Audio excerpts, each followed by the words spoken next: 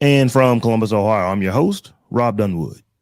And out of Atlanta, this is Terrance Gaines, aka Brother Tech, aka wouldn't want to be Will Smith right about now.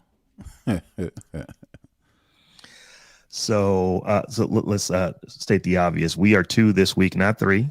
So you just got the fellas holding down the Tech Jawn for the week of March 6th. But yeah, man, did you watch it? I did. I watched it. So I did watch it. Now, interesting, I think I mentioned this on the show last year. My wife and I went to see Chris Rock. I want to say it was his second show after the Oscars last year. Mm-hmm. It was around this time last year. Mm-hmm. So I've seen the set, but it was the last, I guess, 8-9 minutes when he basically let the world know what he feels about Jada and Will. And we can talk about it later in the after party because I've Yeah. got some. I'm not disappointed in the show, but I think he kind of what's the word? When you go over something, Glossed over. Yeah, he glossed over some important stuff that could have provided context from his point of view. I think, but like you said, we'll talk about it in the after party for our Patreon supporters. Oh, that's a good lead in. So I might as well let folks know how they can become a Patreon supporter. So we are on Patreon. If you head over to patreon.com/Tech Jawn, you will find multiple tiers over there where if you'd like to support the Tech Jawn, you can do so. And one of the benefits you get for being a patron is the ability to watch us live stream the show and then hang out with us afterwards. So if you're interested in doing that and at all supporting the show, head over to patreon.com/Tech Jawn. That is /the Tech JAWN. So let's get into this first story, Terrance. This is a tech story that seems like it will just not stop. It is LastPass, and this is, I don't want to say it's like one of the worst breaches in history because that is, let's just say this one is very, very, very bad. This breach that they went through last August seems like every couple months something new just comes out. And for me, for one, I have said on numerous occasions I was getting off of LastPass. And what happened, and I imagine this happened to a lot of folks, is that I started getting off and then it started getting difficult, started getting harder. There's things that I'm just going to leave this here for right now. And I'll eventually get it off to the point to where it's now out of sight, out of mind. And I personally am using one, Bitwarden and LastPass simultaneously. But this last one is making me say it might be time to for real drop these folks all the way. To tell folks who don't know what we're talking about here is that LastPass engineers' home PC got hacked. So they were able to get access to so much because of what they were able to get off of one of four people's home computer. So what has me sitting here thinking is like, how can you be a security company and allow that kind of stuff to happen off somebody's home PC? Well, so my guess, without any sort of empirical evidence or knowledge, it happens a lot in my suspicion or assumption is it happens a lot, and it has happened to this level before at other companies. The problem is it's 2023 and it's all about transparency, and LastPass started down the road of letting people know specifically what was going on. So as a result, they can't stop. They like I said, the story that I'm talking about, and came from Gizmodo. They kind of chronicleize, all the things that have happened and all of the communications that LastPass has shared with customers via customer email or via their blog or whatever the case may be. So it's like they started and said, oh, this happened because we're worried, but we want to make sure that we let the users know that your information is secure. And then they kept giving out more details. But we want to let you know, are your information secure? Nobody got this, that, and the third. And they got to keep going. So they can't stop. They could stop. which is what other companies have done. They've just not gave any information this detailed as to what happened. You know, companies will say, oh, we got hacked. We're monitoring the situation. We can assure you that no information, customers' information was leaked. And that's where they stop. LastPass was like, all right, well, we got to make sure that we let the users know that we care about your data, but also we're not going to lie to you. We're not going to hide anything. So here's all the information. And too much information can be a bad thing, to where now they've pretty much, like you mentioned, I'll just read this quote from Gizmodo. It says, according to a press release published Monday, the initial August data breach allowed cyber criminal in question to hack into the home computer of LastPass most privileged employees, senior DevOps engineer, and one of only 4 employees with access to decryption keys that could unlock the platform's shared cloud environment. The hacker subsequently laced the engineers with a keylogger. Again, this is not nothing new. I'm pretty sure this happens all the time, to where somebody's personal computer gets hacked. They put a keylogger on there and they wait for the person to get in and log in using their credential information, and we got you. This is not something new that has happened just to LastPass and created just for the sake of getting in the LastPass. This type of, I mean, of course, I'm not a hacker, so, you know, I don't know how to do this, but this sounds like something that happens all the time. It just so happens to happen to LastPass. And again, LastPass shared all their information or chronicalized all of the details as it relates to this breach. And they had to keep going because they kept telling people, all right, we want to make sure we stay transparent, yada, yada, yada. So this is where too much information became a bad thing. So basically, again, once they entered the information, it allowed them to steal the LastPass master keyword. Using the password, the cyber criminal managed to break into the engineer's password vault and taking necessary decryption keys for the engineer's cloud, proceeded to penetrate LastPass shared cloud account, which they were able to then actually steal the actual data. So I think it just so happens that LastPass got caught with this, but I don't think this is new.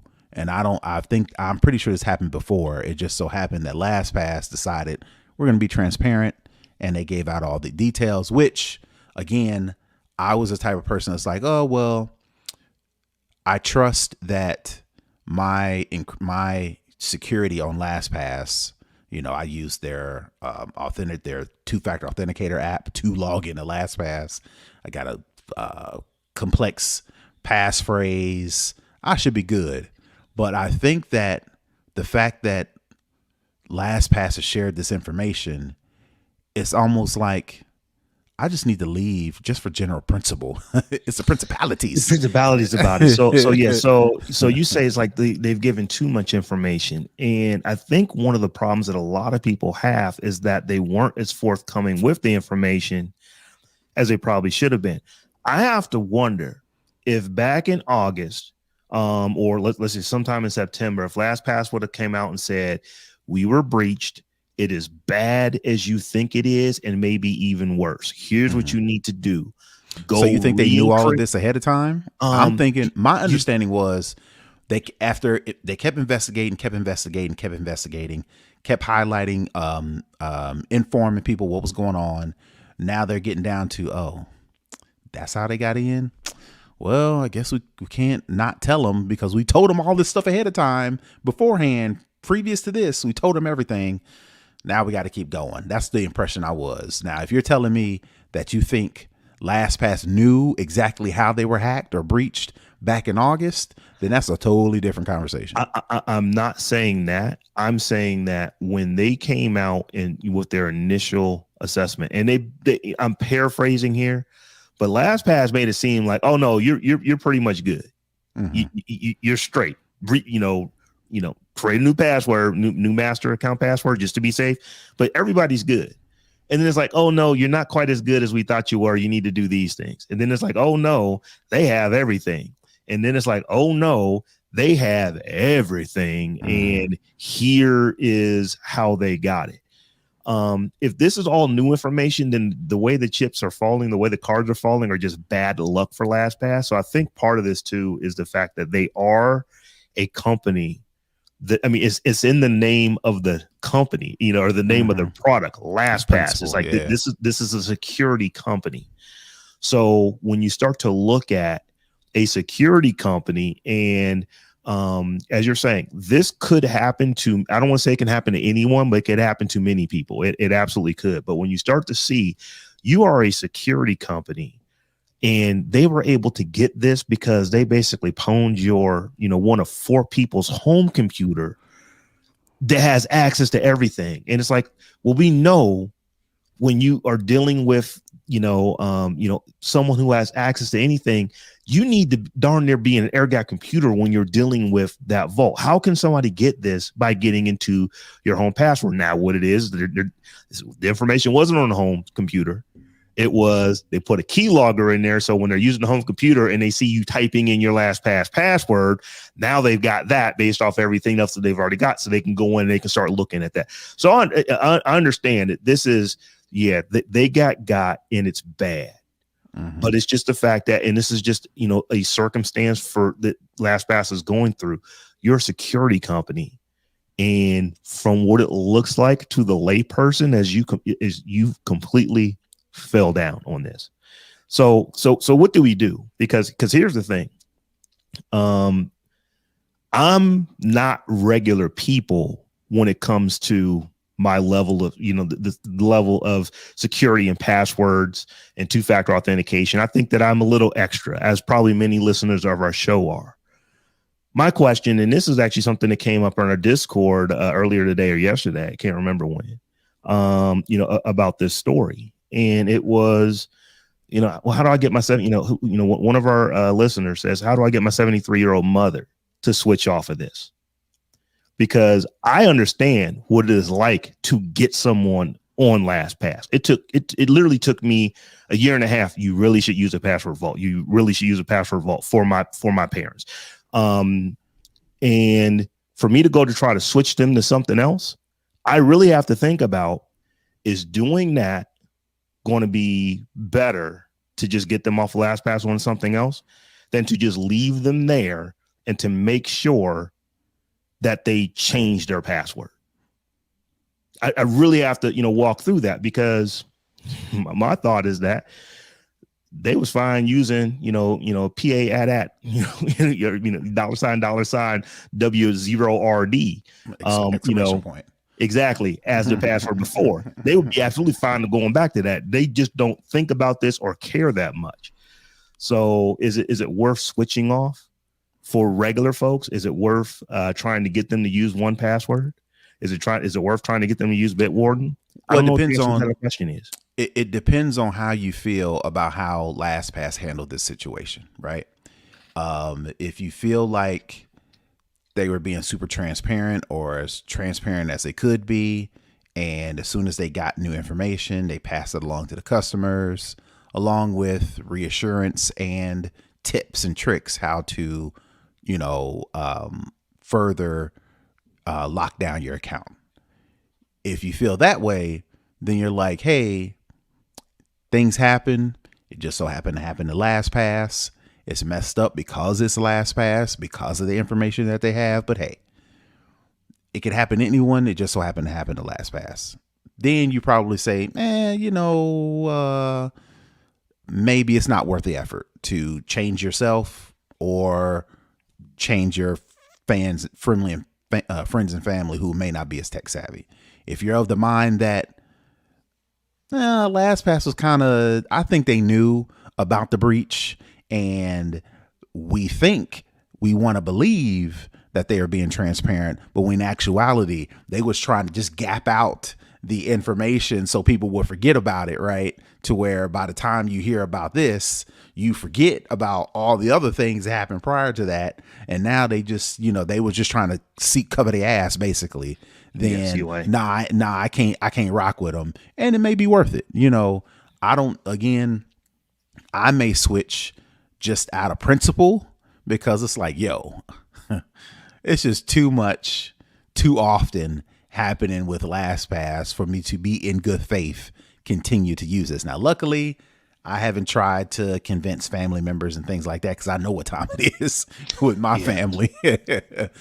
Plus, Specifically for my intermediate family that lives in this house, my kids, I really haven't even introduced them to LastPass. They've been using Apple Keychain.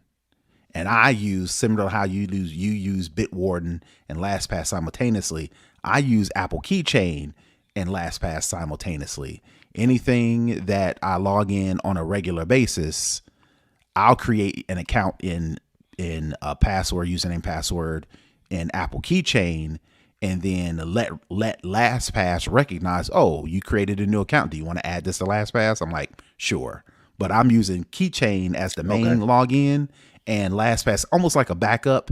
And then I use LastPass, which is why it's so dope, but which is so sad, is because LastPass keeps more than just usernames and passwords, right? Notes, driver's license, social security card, all that Wi-Fi. You know, like I said, anytime I go to a family member's house to fix their computer, set up their Wi-Fi, create an account, I put that in LastPass because I know they're gonna call me back. And I know they're gonna hit me back. So it's like, well, let me save it in LastPass now. I don't have that stuff in Apple Keychain. I use my personal stuff. But anybody else, my in-laws, my aunts, my parents, all that stuff is in LastPass. And it's like, dang, man, now I got to switch all that to something else.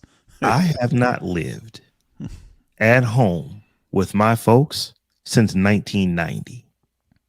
My father last week called me up to ask me what his Wi-Fi password was. Yep. Not because I set it up, just because he knows that I know it. Yep. Email addresses for my folks. Yeah. Cash App, because they're always like, well, how do I do the Cash App? I'm move. Let me log in remotely. Now here's the new password. And I save that in LastPass and let them log in and wait until they call me again because they forgot the password again. Right. So, which makes, again, that's what makes LastPass so useful, is because you can use it for more than just usernames and passwords. Like I said, I've got birth certificates in there. I've got social security cards in there. I've got passports, driver's license in there. And it's like, this is just too much for me to throw this in jeopardy.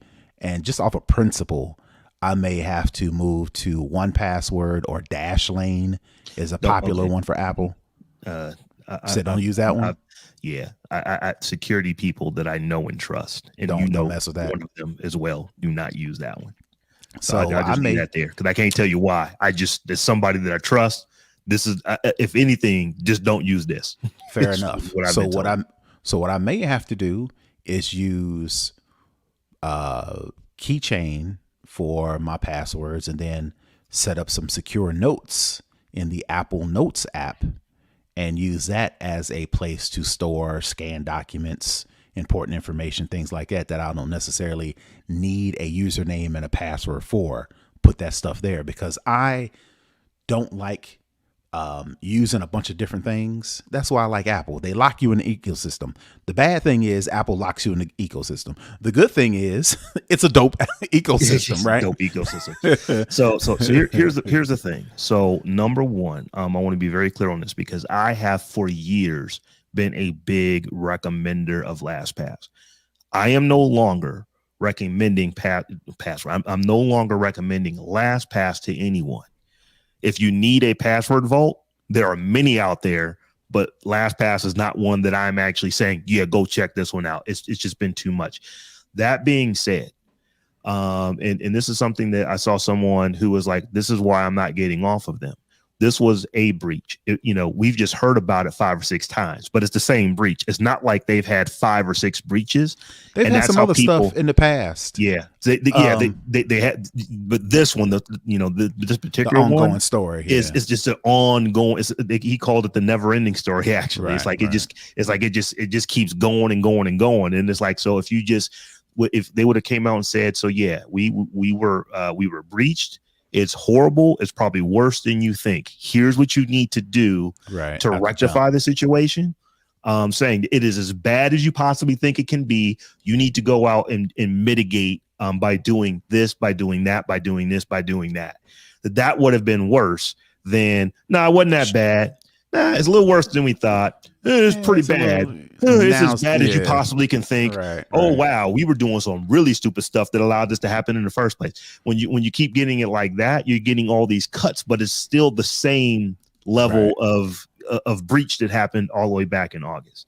Gotcha. So that being said, you should be doing something with your your passwords. Password vaults are generally a good way to go. So I recommend password vaults. I'm just not giving any recommendation on any individual tool because the one that I rocked with, I don't know that I'm rocking with anymore, and I haven't really made my mind up on an alternative. But they are all better than not using one. And I've been keeping this LastPass stuff to myself.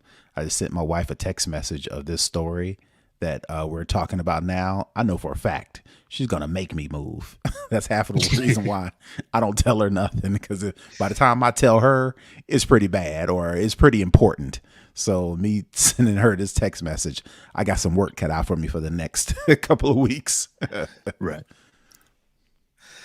So on this next story, Terrance, I'm just going to read a little bit here. So the U.S. House Foreign Affairs Committee voted to give President Joe Biden the power to ban TikTok. We have been talking about and asking the question for a while.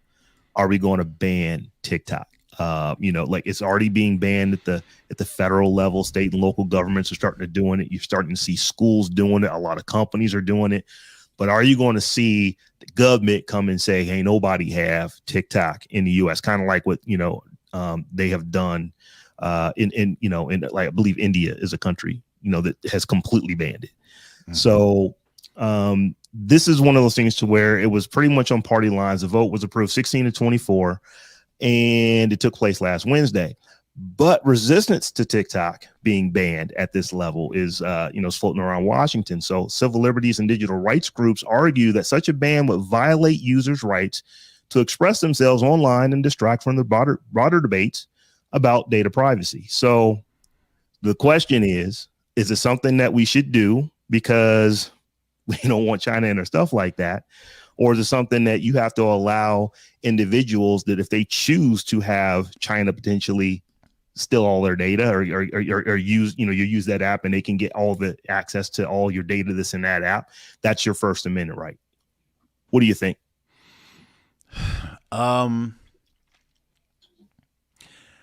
Surprisingly, I believe that the government should take some actions against TikTok. And the reason why I'm saying this is because I am of my motto that I live by is never ask something of somebody that you're not willing to do yourself, right?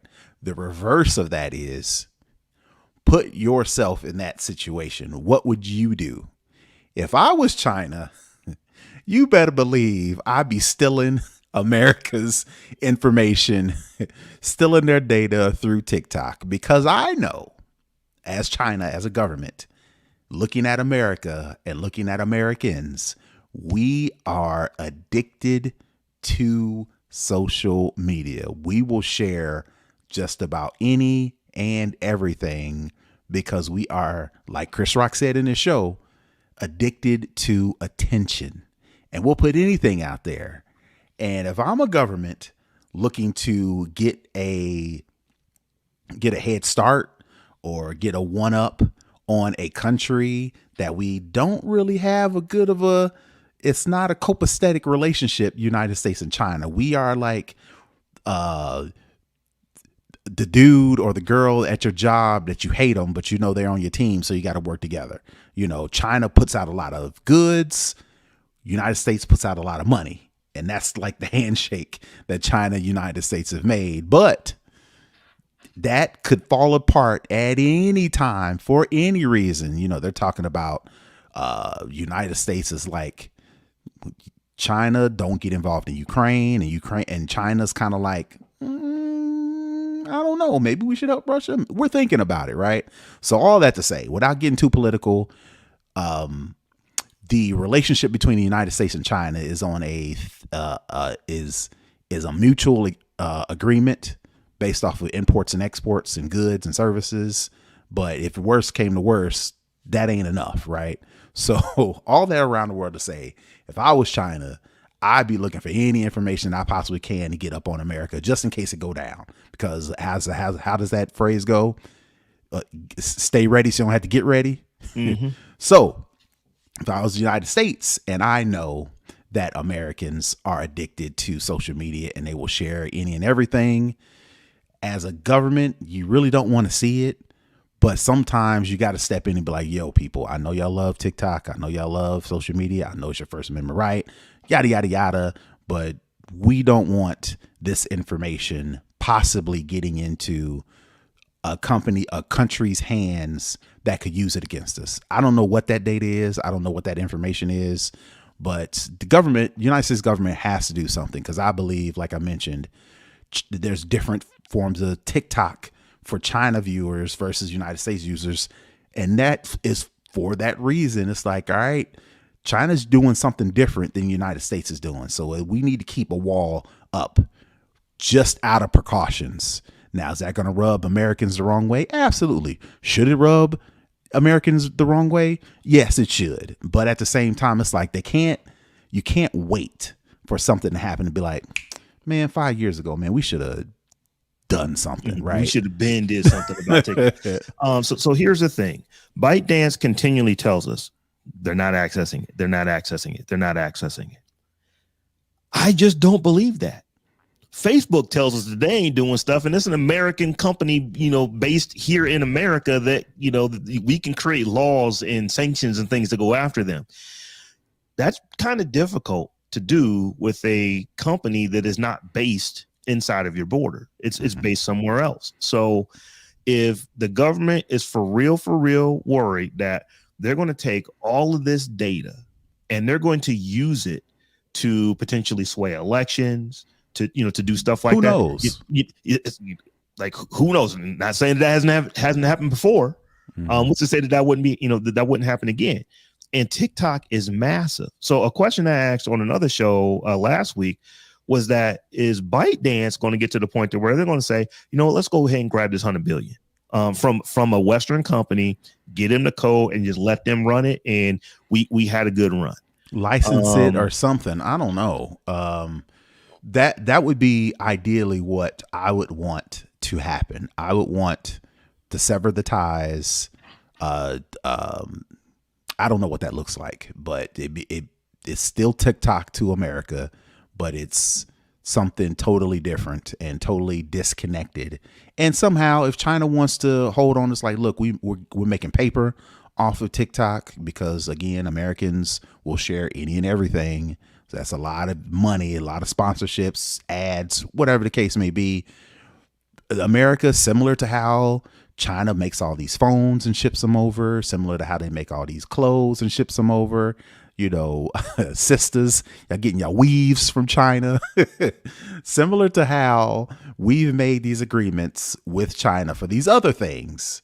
There's something that we could do for social media, specifically TikTok, to where China can reap the rewards or get a licensing deal or get some kickbacks or whatever the case may be. We just have the data and they have no access to it because, like you mentioned,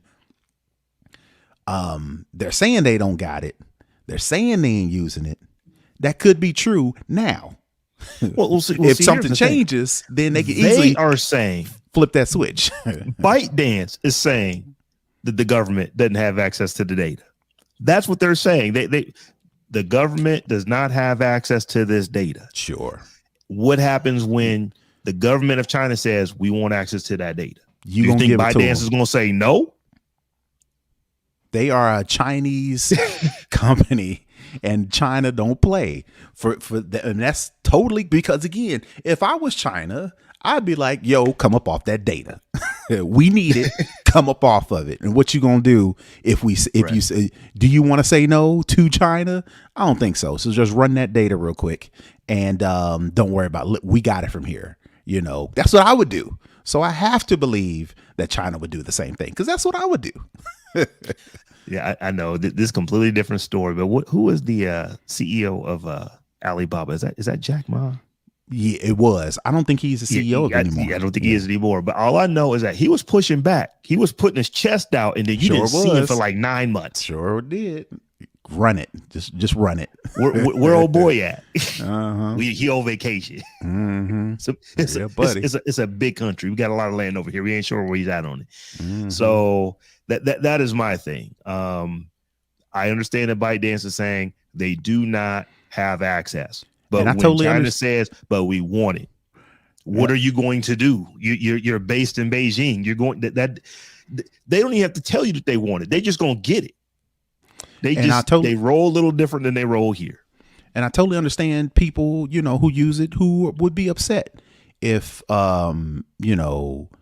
America put some sort of ban on it. I don't think that's the answer. I think there's some sort of agreement that could be made to where it can continue to be TikTok. But if push come to shove, I understand that people would be upset if United States just decided to say, nah, not on American devices, not on American computers, not on American IP addresses, not on American servers.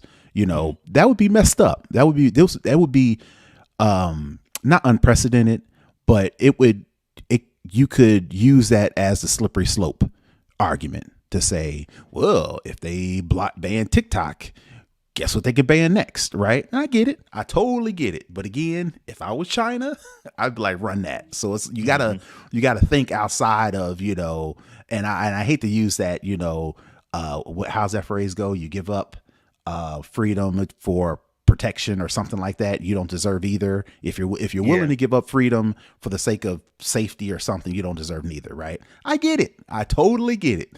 But if I was China, I'd be like, yeah, we're gonna get that. We're gonna get that data. So what are we gonna do? We gotta prepare for that. I know this is not how Americans roll, but maybe we should start thinking about some of these things. Well, if you can't use it in the federal government, and you can't use it at state and local governments, because so more and more state and local governments are saying nah to this. You're even starting to see schools saying you can't have TikTok here. You have a lot of businesses that are saying you can't even install TikTok on our machines. If we give you a phone, it's a phone that we paying for, you can't have TikTok on it. You want to put it on your own phone, good. Just don't connect your own phone up to our network. Mm-hmm. That's already happening.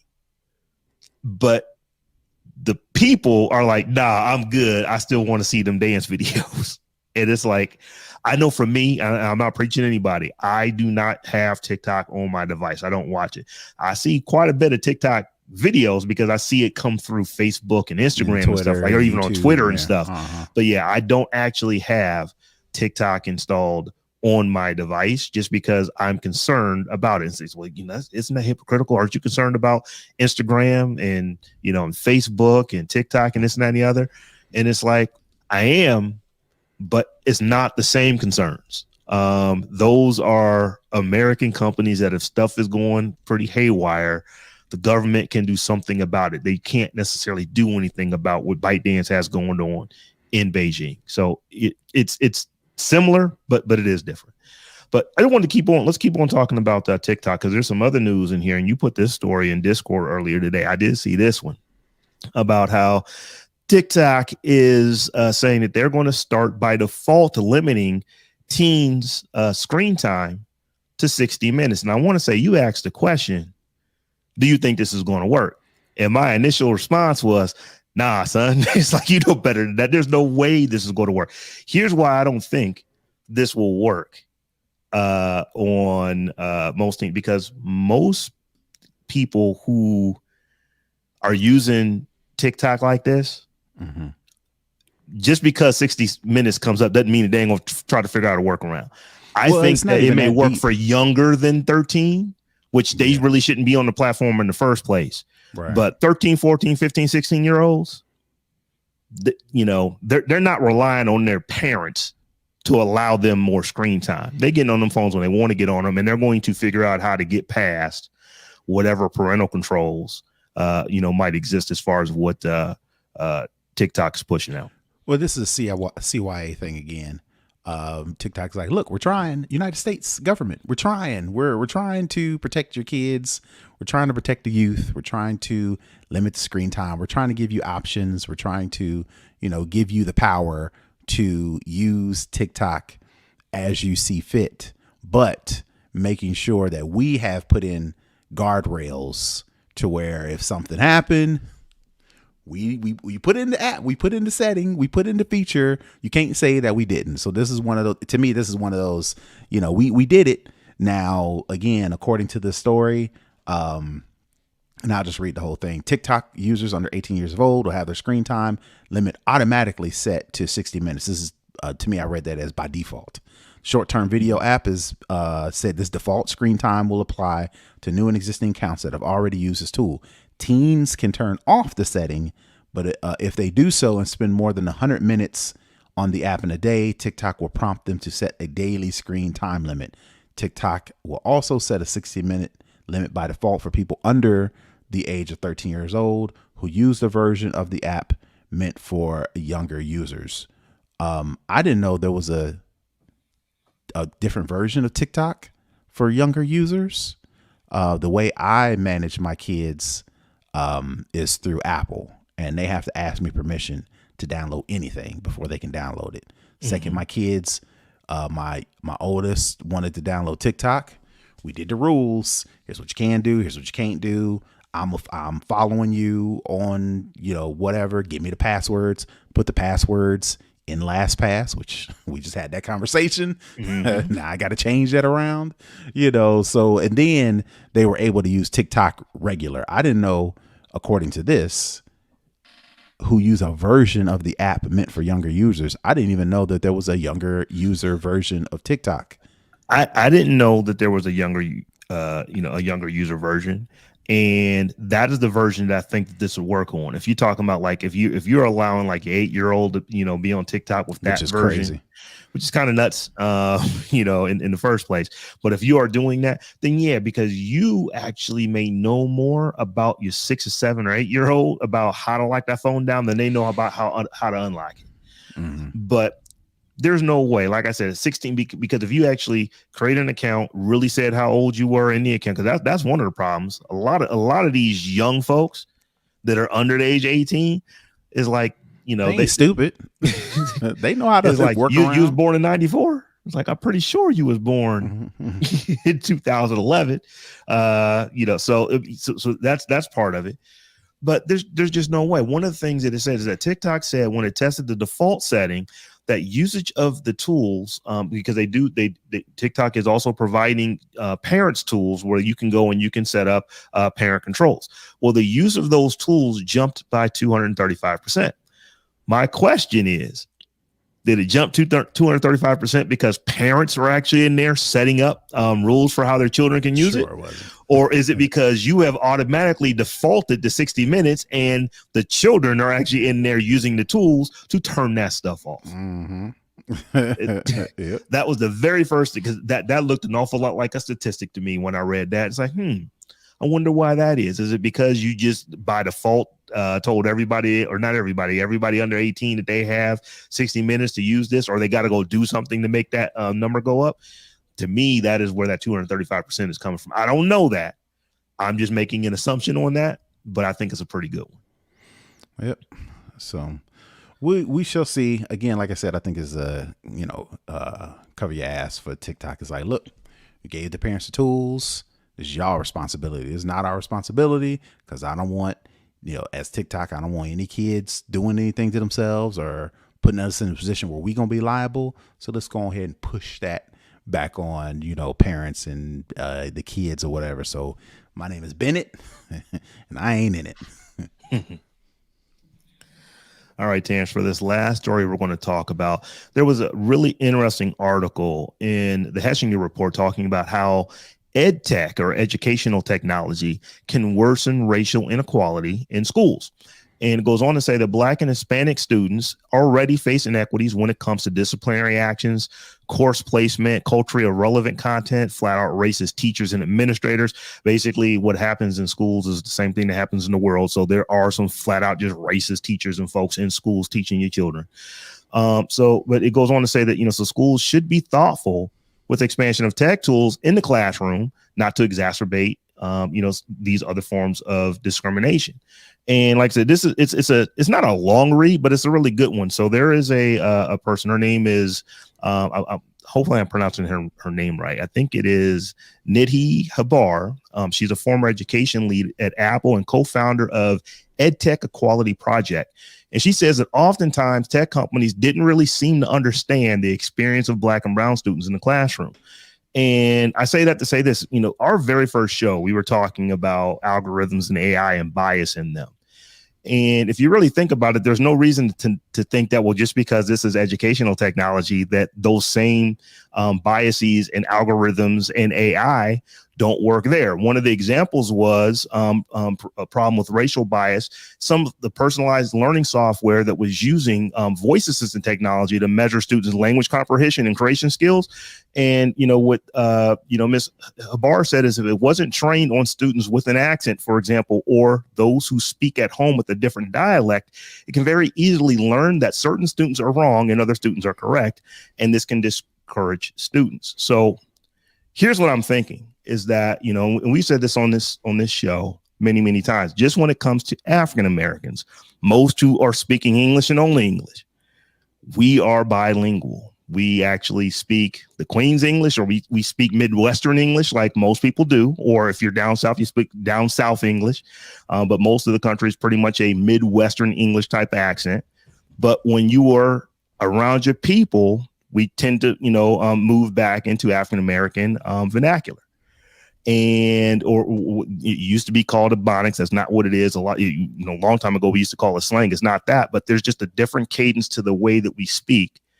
And if you aren't training your AI to pick up on that, if you aren't training your voice assistants to pick up on that, it can actually, have an answer that was correct if you understand how the child was actually saying, speaking the information, and say that that's incorrect. And that alone can just discourage them from wanting to even use the technology in the first place.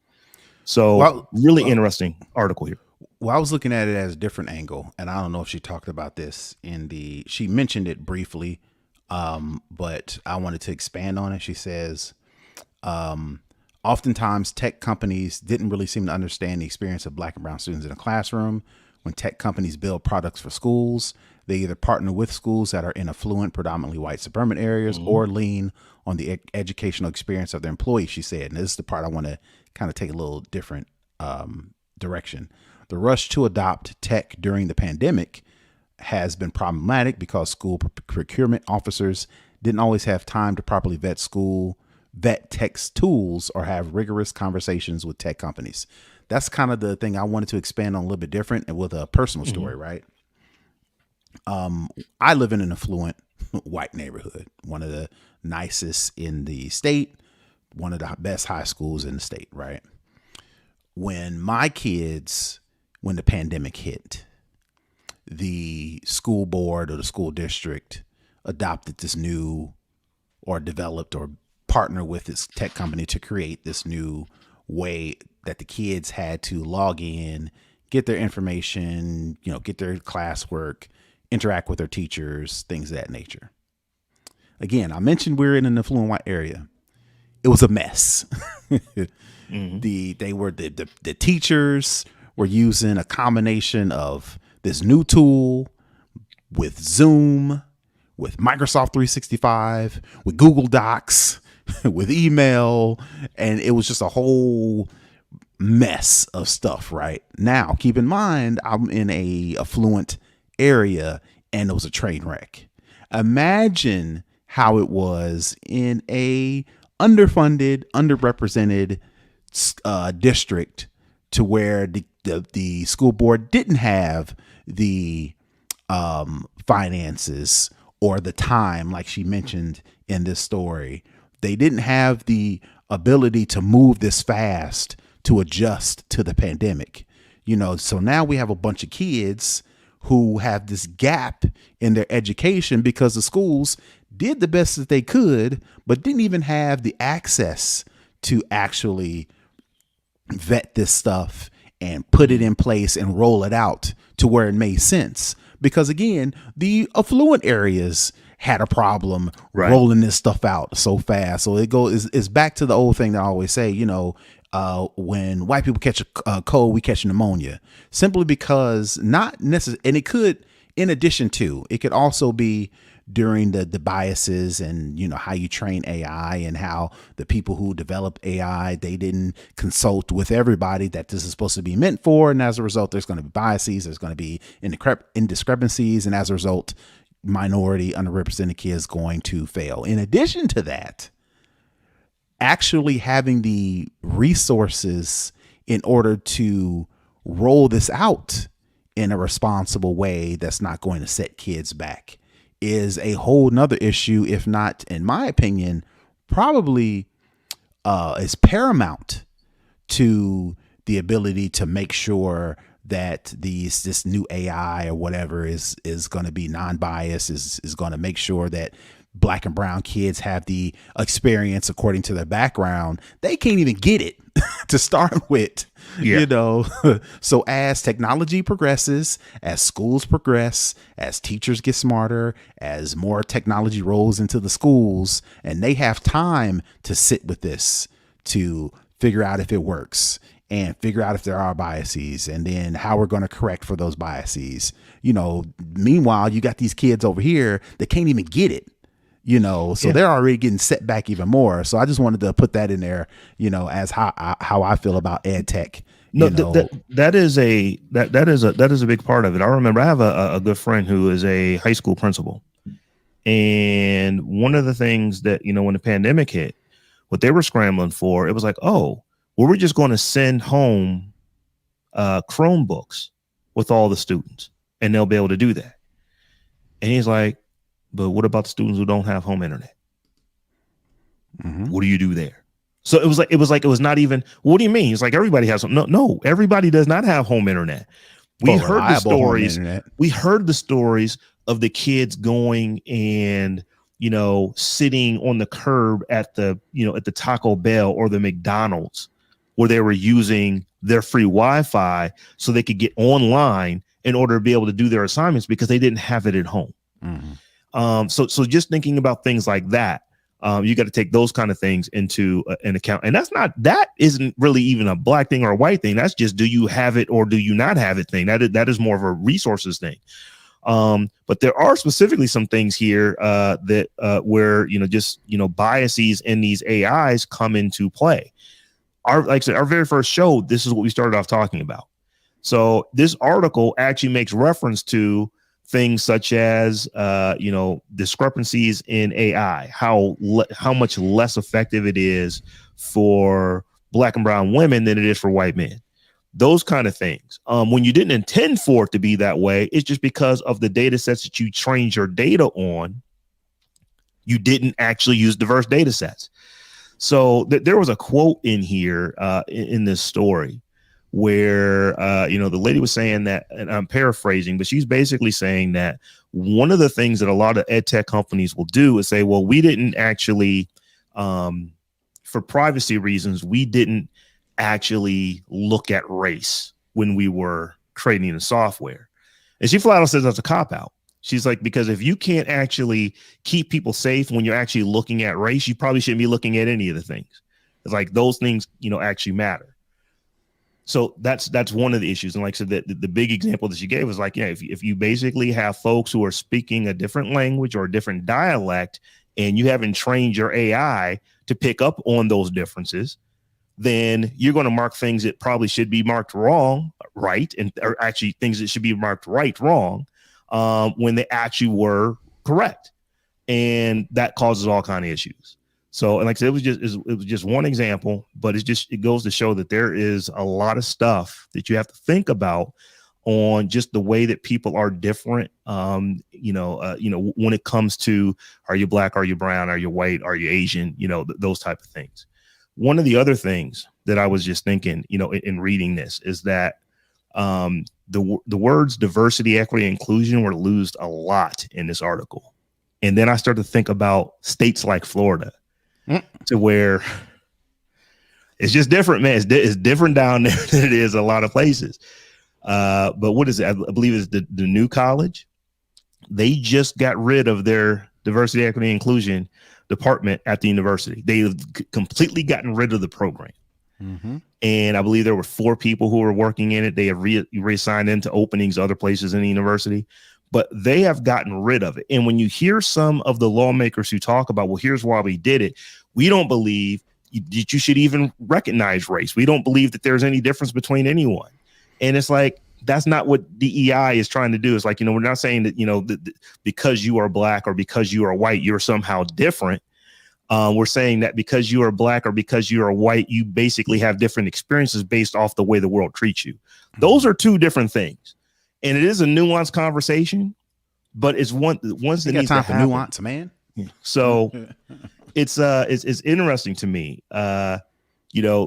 One of the things that, this article is pointing out, you need to actually look at these things to make sure that you're being equitable to all of your students. And you have entire governments, a big portion of our government here in the United States is like, nah, we don't even want to look at that anymore. We don't think we need that. We think that's the problem. We think that, we think that because we are actually making these distinctions based off of race or class, that's actually the problem in America. And if we just get rid of that and act like none of these things exist, then it's all going to go away. And that's me editorializing on that last part of that paragraph. But that is a big part. And I was just, as I was reading this, I'm just wondering, it's like, how would this fly in Florida? How would this fly in Virginia?